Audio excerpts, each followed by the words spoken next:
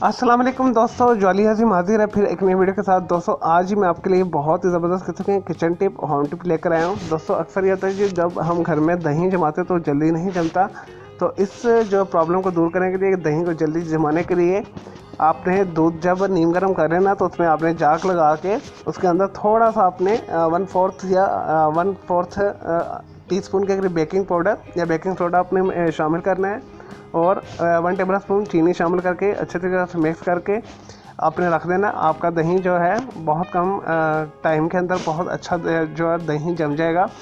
और दोस्तों आपने ये ज़रूर करना है, ये बहुत ही ज़बरदस्त किस्म की मैंने आपको किचन टिप होम टिप बताई है।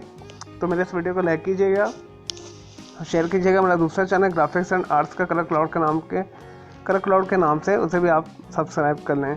मेरे दोनों चैनल के बेल आइकन को जरूर क्लिक कीजिएगा ताकि आपको लेटेस्ट अपडेट्स और नोटिफिकेशन मिलते रहे। मुझे इजाज़त दें। ओके, चलो, टेक केयर।